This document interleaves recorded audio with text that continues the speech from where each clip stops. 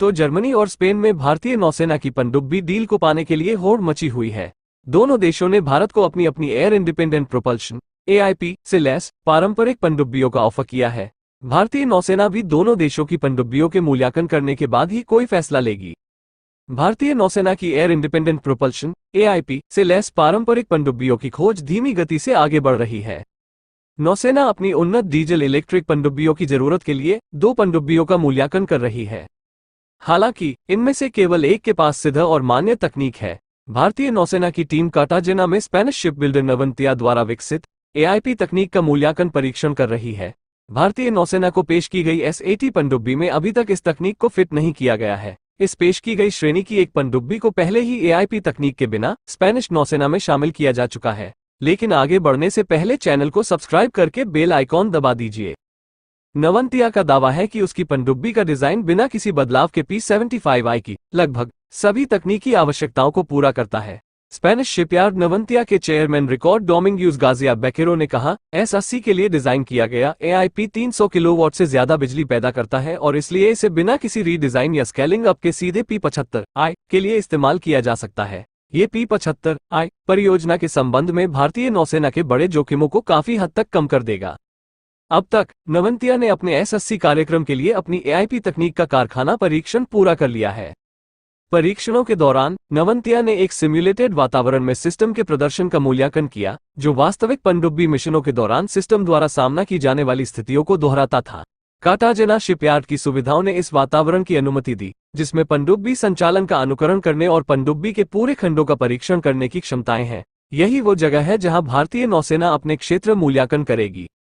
नवंतिया के चेयरमैन ने कहा कि भारतीय नौसेना को पेश की गई S80 में सबसे आधुनिक विशेषताएं हैं और इसमें नवीनतम तकनीकें शामिल हैं, जैसे कि generation best AIP, bioethanol stealth technology और एक उन्नत सेंसर सूट।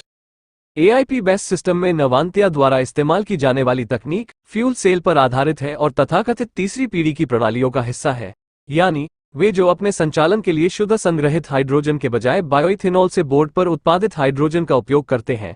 ये डेवलपमेंट स्पेनिश पनडुब्बियों को अधिक मात्रा में ऑनबोर्ड ऊर्जा प्रदान करने की अनुमति देता है, जो बैटरी के साथ शुद्ध इलेक्ट्रिक नेविगेशन के समान विशेषताओं के साथ 3 सप्ताह तक नौकायन करने में सक्षम है। भारतीय नौसेना के लिए एक और आवश्यकता लिथियम आयन बैटरी के साथ ईंधन सेल AIP तकनीक का होना है, जो उन्हें लंबे समय तक समुद्र की गहराई में छिपे रहने की क्षमता प्रदान करेगी और आवश्यकता पड़ने पर अपनी स्थिति को छोड़े बिना तेज गति से अपने लक्ष्य तक पहुंचने में सक्षम बनाएगी।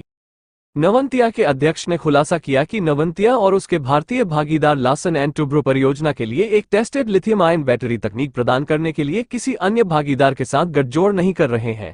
ईंधन सेल AIP पनडुब्बी को कम गति पर लंबी दूरी तक चलने की क्षमता देता है, जबकि लिथियम आयन बैटरी इसे अपने इच्छित गंतव्य तक पहुंचने के लिए तेज गति से चलने की अनुमति देती है। AIP बेस्ट तकनीक से लैस पहली नवंतिया पनडुब्बी 2026 तक तैयार होने की उम्मीद है। भारत को पेश की गई दूसरी पनडुब्बी पहले से ही टेस्टेड है और कई फ्रंटलाइन नौसेनाओं का हिस्सा है। हाल ही में पनडुब्बी ने आर्कटिक बर्फ के नीचे एक दुर्लभ यात्रा पूरी करके हलचल मचा दी। पुर्तगाली नौसेना का अपनी तरह का पहला मिशन जर्मनी में हॉवल्सवर्के ड्यूशवेफ्ट HDW द्वारा निर्मित और निर्यातित टाइप 214 डिजाइन पर आधारित अरपाव S161 द्वारा पूरा किया गया था। जर्मन शिप बिल्डर थिसेनक्रुप ने अपनी 214 क्लास की पनडुब्बियों की पेशकश की है। ये 212 CD पनडुब्बियों के उन्नत तकनीकी पहलुओं को AIP तकनीक में नवीनतम विकास के साथ जोड़ती हैं। 212 CD क्लास की पनडुब्बियां विशेष रूप से नॉर्वेजियन नौसेना के लिए बनाई गई हैं और बाल्टिक सागर में उनकी परिचालन आवश्यकताओं के अनुरूप है। भारत को पेश की जा रही 214 भारतीय नौसेना की आवश्यकताओं के अनुरूप होंगी। ये 214 क्लास की पनडुब्बियों का व्युत्पन्न होगा, जिसमें AIP तकनीक में नवीनतम संवर्धन होगा। ये लिथियम आयन बैटरी से लैस होगा, इसमें उन्नत सेंसर और लड़ाकू प्रणाली होगी और इसमें स्टेल्थ सुविधाओं से समझौता नहीं किया जाएगा। इसके अलावा नई 212 और 214 श्रेणी की पनडुब्बियों की हाइड्रोजन संचालित ईंधन सेल आधारित AIP तकनीक उन्हें एक बार में 3 सप्ताह तक पानी में रहने की अनुमति दी है। 212 या 214 श्रेणी की पनडुब्बी गर्मी उत्सर्जित किए बिना चुपचाप काम कर सकती है, जिससे इसकी स्टील तक क्षमता बढ़ जाती है। ईंधन सेल सबसे कम शोर स्तर प्रदान करते हैं, क्योंकि इलेक्ट्रोकेमिकल प्रतिक्रिया से लगभग कोई ध्वनि उत्पन्न नहीं होती है। यह वाटर रैम एक्सपल्शन सिस्टम के साथ चुपके से टॉर्पीडो लॉन्च कर सकता है। ये पानी के नीचे के इफेक्टेड जैमर जैसे टॉर्पीडो के खिलाफ जवाबी उपायों के साथ भी आता है और अधिक स्टील बनाने के लिए ध्वनिक, थर्मल और चुंबकीय सिग्नेचरों को कम करता है। बाकी अगर कंटेंट पसंद आया है तो वीडियो को लाइक किए बिना बिल्कुल भी मत जाइएगा। धन्यवाद। जय हिंद।